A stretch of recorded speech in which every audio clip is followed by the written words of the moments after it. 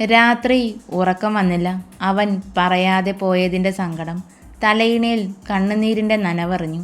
ലക്ഷ്മി പുച്ഛത്തോടെ ചിരിച്ചു. വിവരമില്ലാതെ പെരുമാറിയിട്ടല്ലേ സ്നേഹം കൊണ്ട് പൊതിഞ്ഞു പിടിച്ച രാവണനെ നഷ്ടമായത്. എപ്പോഴോ കണ്ണുകൾ അടഞ്ഞു. രാവിലെ കോഫിയുമായി വരുന്ന സിനിയെ കണ്ട് വർമ്മ കിച്ചണിലേക്ക് എത്തി നോക്കി. മോൾ ഇതേവരെ വന്നില്ല സാർ. 2 ദിവസമായി നല്ല സങ്കടത്തിലാ. വർമ്മ കോഫി ടേബിളിലേക്ക് വെച്ച് എഴുന്നേറ്റു. ആ 2 ഭൂതങ്ങൾ എഴുന്നേൽക്ക് മുന്നേ വിളിച്ചുണർത്താം. അഫി ഇന്നലെ പറയാതെയാവും പോയത്.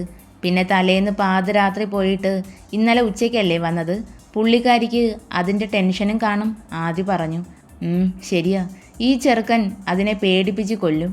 ആ ജന്തുജയുടെയും നിധി എന്ന നീതിയില്ലാത്തവളുടെയും സ്വഭാവ ഗുണം ആ പാവത്തിന് അറിയില്ലല്ലോ. അറിയാതെ ചെന്ന് ചാടിക്കൊടുത്തു. അവനൊന്ന് ക്ഷമിച്ചൂടെ? എൻ്റെ അച്ഛാ, അവൻ ക്ഷമിച്ചതുകൊണ്ടാ ഇന്നലെ രാത്രി സിദ്ധുവിന് വേണ്ടി ഓടി നടന്നത്. ആ ചെക്കനെ രാക്ഷസന് അങ്ങ് ഇഷ്ടപ്പെട്ടു പോയി.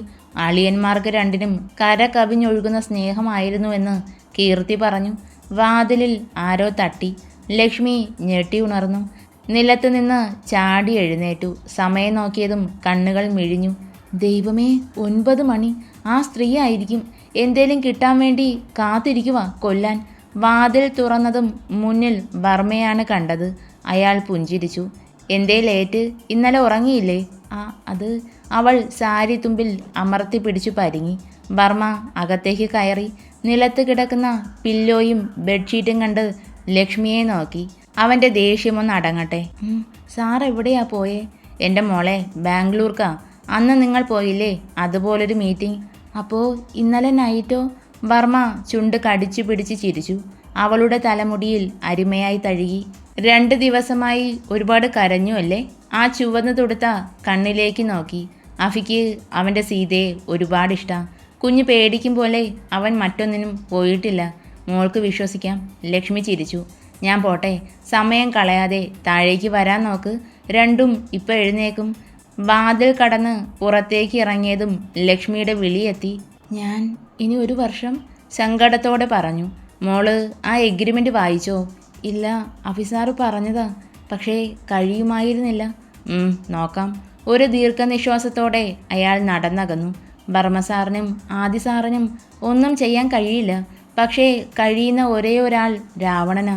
അത് വാശി തീർക്കും പോലെ ആദ്യം തന്നെ സൈൻ ചെയ്തു. മോളെ, നീ അറിഞ്ഞോ? 2 ദിവസം മുന്നേ രാത്രി അഫി പോയിരുന്നു. ഇന്നലെ ബാംഗ്ലൂർക്കും പോയി. എന്തിനാണാവൂ? എന്തായാലും കൂട് പൊളിച്ച് പുറത്ത് ചാടിയ സന്തോഷമുണ്ടവന്. ഇന്ദുജ ആഹ്ലാദത്തിൽ പറഞ്ഞു. നിധി ആർത്ത് ചിരിച്ചു. ലക്ഷ്മി ദേഷ്യത്തിൽ കോഫി ടേബിളിലേക്ക് വെച്ചു. ദേ, ഞങ്ങളൊന്ന് പുറത്തേക്ക് പോവാ. ആരും ഇല്ലാന്ന് വെച്ച് മാറി നിൽക്കാതെ കിച്ചൺ ജോലികൾ ചെയ്തേക്കണം. ജയിൽ പുള്ളികൾ ശിക്ഷ കഴിഞ്ഞ് പോകുമ്പോഴാ അവർ ചെയ്ത ജോലിയുടെ കൂലി കൊടുക്കുന്നത്. നീ 1 വർഷം കഴിഞ്ഞ് പോകുമ്പോൾ അടുക്കള ജോലിയുടെയും. ഒരു പുച്ഛച്ചിരിയോടെ ഇന്ദുജ എഴുന്നേറ്റു. ലക്ഷ്മിയുടെ ചെവിയിൽ ചുണ്ടടിപ്പിച്ചു. നീ ചിലവഴിച്ച സമയമില്ലേ? അവൾ ഞെട്ടലോടെ പിന്നിലേക്ക് മാറി അവരെ തുറച്ചു നോക്കി. മനസ്സിലായി അല്ലേ? ആ ജോലി തന്നെ. മോനും എന്തായാലും കാശ് തരില്ല. ഞാൻ തരാം, തെറ്റില്ലാത്ത രീതിയിൽ. അതെ, കുറവുണ്ടേ. ആൻറ്റിയോട് പറഞ്ഞാൽ മതി. നിധിയും ഇന്ദുജയ്ക്ക് ഒപ്പം ചേർന്നു. ലക്ഷ്മിയുടെ ശരീരം വിറച്ചു പോയി. ഓ, അത്ര കഷ്ടപ്പെട്ട് കാശ് തരണ്ട. കാരണം ഞങ്ങൾ തമ്മിൽ അങ്ങനെ ഒരു റിലേഷൻ ഇല്ല. ഒരു റൂമിൽ ഒരുമിച്ച് താമസിച്ചു. ഇഷ്ടപ്പെട്ടു, അത്രമാത്രം. ലക്ഷ്മി വാശിയോടെ നടന്നു. പിന്നെ നിന്നു. അഭിമന്യു എനിക്ക് വിലയിടില്ല. അവൻ്റെ പെണ്ണാ ഞാൻ. He's pure gold. But you? Lakshmi ഇന്ദുജയ്ക്ക് നേരെ വിരൽ ചൂണ്ടി. എടി, അടുത്തേക്ക് പാഞ്ഞു വരുന്നവരെ പിന്നിലേക്ക് തള്ളി. അവൾ അവരെ നോക്കി പുച്ഛിച്ച് ചിരിച്ചു. ദേ, നിർബന്ധിച്ച് ഡിവോഴ്സ് പെറ്റീഷനിൽ സൈൻ ചെയ്യിപ്പിച്ചത് മുതൽ എല്ലാം ഞാൻ പറയേണ്ട ഇടത്ത് തന്നെ പറയും. നിധി ഇന്ദുജയുടെ കയ്യിൽ പിടിച്ചു വലിച്ച് റൂമിലേക്ക് കയറ്റി. അവർ പോയതും ലക്ഷ്മി ഒരു തേങ്ങലോടെ ചുവരിൽ ചാരി നിന്നു. നഷ്ടം അതെനിക്ക് മാത്രമാണ്. രാവണൻ്റെ സ്നേഹം പോലും എന്നിൽ നിന്നും ഒരുപാട് അകലെയാ. ഇനി അത് തിരികെ കിട്ടില്ല. കരച്ചിൽ ഉറക്കെ ആയതും അവൾ വായ പൊത്തിപ്പിടിച്ചു. മോളെ, സിനി ചേച്ചി തോളിൽ അമർത്തി പിടിച്ചു. അവരുടെ മാറിലേക്ക് മുഖം പൂഴ്ത്തി. ഷോപ്പിങ്ങിന് പോയ ഇന്ദുജയും നിധിയും പെട്ടെന്ന് തന്നെ തിരികെ വന്നു. എടി, അലറും പോലുള്ള ഒരു വിളിയായിരുന്നു. സിനി ഉൾപ്പെടെ എല്ലാ സെർവൻസും കിച്ചണിന് വെളിയിലേക്ക് ഓടി. അവൾ ആ ശൂർപ്പണക ഇവിടെ വിളിക്ക്. മാഡം, ആ കുട്ടിക്ക് തലവേദനയായിരുന്നു, കൂടെ ഛർദിയും. ഇപ്പോൾ റൂമിലേക്ക് പോയതേ ഉള്ളൂ, ഞാൻ പോയി വിളിക്കാം. ഇന്ദുജയുടെ വലിഞ്ഞു മുറുകിയ മുഖം കണ്ട് പേടിയോടെയാണേലും സിനി പറഞ്ഞു. സീതാലക്ഷ്മി, ആ വീടാകെ അവരുടെ കനത്ത സ്വരത്തിൽ വിറച്ചുപോയി. ലക്ഷ്മി സ്റ്റെപ്പുകൾ ഓടിയിറങ്ങി. ഇന്ദുജയ്ക്ക് അടുത്തിരുന്ന നിധി അവളെ കണ്ട് പുച്ഛത്തിൽ തലവെട്ടിച്ചു. നീ സുഖവാസത്തിലായിരുന്നോ? ലക്ഷ്മിയുടെ മുഖത്ത് നോക്കാതെയാണ് ചോദിച്ചത്. അത് മാഡം, കിച്ചൺ ജോലികൾ കഴിഞ്ഞപ്പോൾ. അവർ എഴുന്നേറ്റു. അവളെ അടിമുടി നോക്കി. നിനക്ക് ഛർദിലാണെന്ന് സിനി പറഞ്ഞു. അഫിയും നീയുമായി ഒരു ബന്ധവും ഉണ്ടായിട്ടേ ഇല്ല എന്നാണല്ലോ നിന്റെ വാദം. അപ്പോൾ ഈ ഗർഭത്തിന് ഉത്തരവാദി ഏവനാ? ലക്ഷ്മിയുടെ ഉള്ളൊന്ന് ഉലഞ്ഞുപോയി. അരിശത്തോടെ അവരെ രൂക്ഷമായി നോക്കി. നോക്കാതടി, നീ ആരാണെന്നും എന്താണെന്നും എനിക്കിന്നാ മനസ്സിലായത്. കണ്ടവൻ്റെ കൂടെ അഴിഞ്ഞാടി നടന്നിട്ട് അവസാനം എൻ്റെ മോനുവിനെ വലവീശി പിടിച്ചു അല്ലേടി? മാഡം, സൂക്ഷിച്ച് സംസാരിക്കണം. അഫിസാറിൻ്റെ അമ്മയായി പോയി. ഇല്ലേൽ ലക്ഷ്മി അമർഷത്തിൽ കൈ ചുരുട്ടി. ഓ ആൻറ്റി, സീതാദേവി ഒന്നും അറിഞ്ഞിട്ടില്ല. പവിത്രതയും കുലീനതയും നിറഞ്ഞു തുളുമ്പി നിൽക്കുന്ന പുണ്യവതി. പാവം, അതങ്ങ് കാണിച്ചു കൊടുക്ക്. ഇന്ദുജ നീട്ടിപ്പിടിച്ച ഫോൺ. ലക്ഷ്മി ആലില പോലെ വെട്ടിവിറച്ചു. കാൽമുട്ടിന് താഴെ ബലമില്ലാത്തതുപോലെ കണ്ണുകൾ നിറഞ്ഞു. ഇപ്പോ എന്തു പറയുന്നു? നിധി ചോദിച്ചു. ലക്ഷ്മി തല താഴ്ത്തി പിടിച്ചു. ആ ഫോൺ സെർവൻസിനെ എല്ലാവരെയും കാണിച്ചതും അവരും അന്താളിപ്പോടെ നിന്നുപോയി. ഒരു പതിവ്രത വന്നിരിക്കുന്നു. ഇതിൽ കാണുന്നവൻ നേരിട്ട് തന്നതാ. ഇന്ദുജയുടെ കൈ കവിളിൽ പതിച്ചത് പെട്ടെന്നായിരുന്നു. ലക്ഷ്മി നിലത്തേക്ക് മറിഞ്ഞു വീണു. ഇപ്പൊ ഇറങ്ങിക്കോ. ഒരു വർഷമൊന്നും നീ ഇവിടെ നിൽക്കണ്ട. എൻ്റെ മോന് വരട്ടെ, അവനോട് ഞാനെല്ലാം പറഞ്ഞോളാം. ലക്ഷ്മിയുടെ മുടിയിൽ പിടിച്ചു വലിച്ച് എഴുന്നേൽപ്പിച്ചു. കടക്ക് പുറത്ത് അവർ വാതിൽ ഭാഗത്തേക്ക് വിരൽ ചൂണ്ടി. പൊയ്ക്കോളാം. വേച്ചുപോയ കാലുകൾ നിലത്ത് അമർത്തി വെച്ച് നടന്നു. ഒന്ന് നിന്നേ. പിന്നിൽ നിന്ന് ഇന്ദുജ വിരൽഞ്ഞൊടിച്ചു. ലക്ഷ്മി അവരെ തിരിഞ്ഞു നോക്കും മുന്നേ കാറ്റ് പോലെ അവൾക്ക് മുന്നിലേക്ക് വന്നു നിന്നു. ഇനി മോനുവും നീയുമായി ഒരു ബന്ധവുമില്ല. അതുകൊണ്ട് ഈ കഴുത്തിൽ കിടക്കുന്നത് അത് നിനക്ക് വേണ്ട. ലക്ഷ്മി കണ്ണുകൾ മുറുകെ അടച്ചു. കരൾ പൊട്ടിപ്പിളരുന്ന വേദന. ഹൃദയധമനികളിൽ നിന്നും രക്തം ചീന്തി ഇറങ്ങും പോലെ. തടസ്സം പോലെ ഇന്ദുജയുടെ കയ്യിൽ പിടിക്കും മുന്നേ അവർ അത് വലിച്ചു പൊട്ടിച്ചു. ദാ ഇത് വെച്ചോ. മുഖത്തേക്ക് വീശിയെറിഞ്ഞ കുറച്ചധികം നോട്ടുകൾ. ആരെങ്കിലും കിട്ടുന്നത് വരെ നിനക്ക് ജീവിക്കണ്ടേ? ഇന്ദുജ കളിയാക്കലോടെ പറഞ്ഞു. നിലത്താകമാനം പരന്നു കിടക്കുന്നതിലേക്ക് അവൾ നോക്കി. അതെല്ലാം വെപ്രാളത്തോടെ തന്നെ പെറുക്കിയെടുത്തു. കണ്ടോ കണ്ടോ, പെണ്ണിൻ്റെ സ്വഭാവം കണ്ടോ? ലക്ഷ്മിയുടെ ആ പ്രവൃത്തി സെർവൻസിന് പോലും അവളോട് വെറുപ്പ് തോന്നിപ്പോയി. അവൾ എല്ലാവരെയും ഒന്നുകൂടി നോക്കി. കാശെല്ലാം ടേബിളിലേക്ക് വെച്ചു. നിന്ന് ഉരിയാടാതെ ഇറങ്ങിപ്പോടി. രണ്ടും കൂടി അവളെ പിടിച്ച് തള്ളി.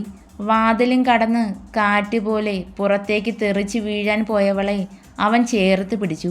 ലക്ഷ്മി മോളെ. വിതുമ്പലോടെ അവനെ നോക്കി ചിരിച്ചു. പെട്ടെന്ന് തന്നെ അകന്നു മാറി. എന്തു പറ്റി? ഞാൻ പോവുക ആദി സാറേ. ഇത്രയും നാളും ആദിയേട്ടാ എന്ന് വിളിച്ചവളാണ്. അവനെ നെറ്റി ചുളിഞ്ഞു. കവിളിൽ അടികൊണ്ട പാട്. കഴുത്തിൽ നിന്നും രക്തം ചീന്തുന്നു. അവന് കാര്യം മനസ്സിലായി. ഇന്ദുജയും നിധിയും സിറ്റൗട്ടിലേക്ക് വന്നു. മോള് വാ, അഫി വരട്ടെ. വന്നിട്ട് പോകുന്ന കാര്യത്തെപ്പറ്റി തീരുമാനിക്കാം. വേണ്ട, അഫി സാറിനെ എനിക്ക് കാണണ്ട. എന്നെ തേടി ഇനി വരരുത് എന്ന് പറയണം. ഇന്ന് ഈ വീട്ടിൽ മാനം പോയതുപോലെ നിൽക്കേണ്ട അവസ്ഥ വന്നത് ആ സാറ് കാരണാ. എന്തിനാ എന്നെ ഇതിലേക്ക് വലിച്ചിട്ടത്? അവളുടെ ശബ്ദമിടറി. കണ്ണുകൾ അമർത്തി തുടച്ച് അവന് നേരെ കൈനീട്ടി. എനിക്ക് നാട്ടിലേക്ക് പോകണം. ട്രെയിൻ കാശ് 175 രൂപ. അത് വേണം. ആദ്യ വിങ്ങലോടെ കാറിൽ ചാരി നിന്ന് പോയി. മോള് വാ, ഞാൻ കൊണ്ടാക്കാം. അയ്യോ വേണ്ട സാർ, ഞാൻ ആരെയും വശീകരിച്ചിട്ടില്ല. മറ്റാർക്ക് മുന്നിലും കൈ നീട്ടാൻ എനിക്ക് പറ്റില്ല. അവൻ പേഴ്സിൽ നിന്നും 500ൻ്റെ കുറച്ച് നോട്ടെടുത്തു. അവൾക്ക് നേരെ നീട്ടുമ്പോൾ പുഞ്ചിരിയോടെ അതിൽ നിന്നും ഒരു നോട്ട് മാത്രം എടുത്തു. മതി, പോവുക. ഇനി കാണാതിരിക്കട്ടെ. അതിന് ആദ്യമൊന്ന് ചിരിച്ചതേയുള്ളൂ. ഗേറ്റ് കടന്ന് പോകുന്നവളെ നോക്കി നിന്നു.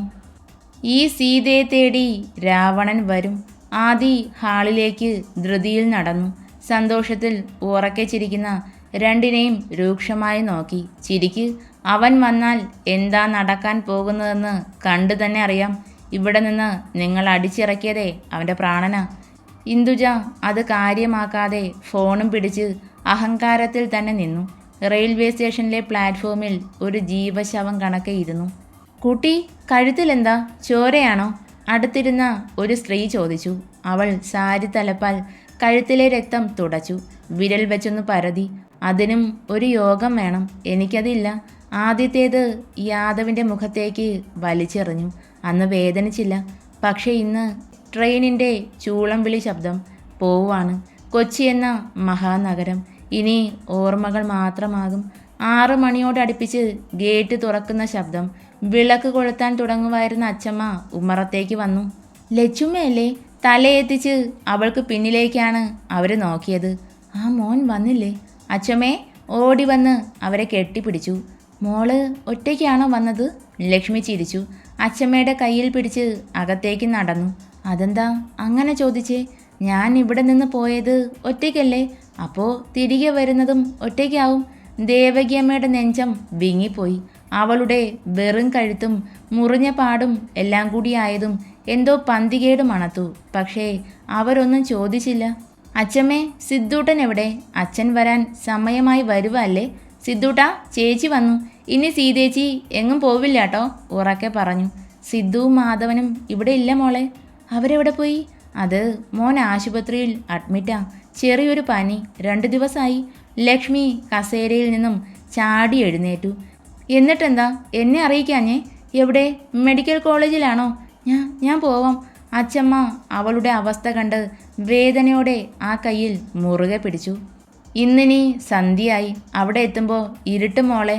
ഒരാളെ മാത്രമേ ആശുപത്രിയിൽ നിർത്തൂ, അതും ആണുങ്ങളുടെ വാർഡ്. നമുക്ക് നാളെ പോകാം. കുറച്ചു നേരത്തെ ആലോചനയ്ക്ക് ശേഷം അവൾ തല കുലുക്കി മൂളി. ഇനി ഒരു യാത്രയ്ക്ക് ശരീരം അനുവദിക്കാത്തതുപോലെ അത്രമാത്രം ക്ഷീണിച്ചു പോയിരുന്നു സീതാലക്ഷ്മി. റൂമിലേക്ക് കയറി വാതിലടയ്ക്ക് മുന്നേ അച്ചമ്മയെ നോക്കി. ഞാനൊന്ന് ഉറങ്ങിക്കോട്ടെ, എന്നെ ഒന്നിനും വിളിക്കരുത്. വിശക്കുവാണേൽ ഞാൻ വന്നോളാം. മുൻപെങ്ങും ഇങ്ങനെ ഒരു ലച്ചുവിനെ അവർ കണ്ടിട്ടില്ല. ഇപ്പോൾ അവളെ തനിച്ച് വിടുന്നതാണ് നല്ലത് എന്ന് മനസ്സിലാക്കിക്കൊണ്ട് അച്ചമ്മ തലകുലുക്കി.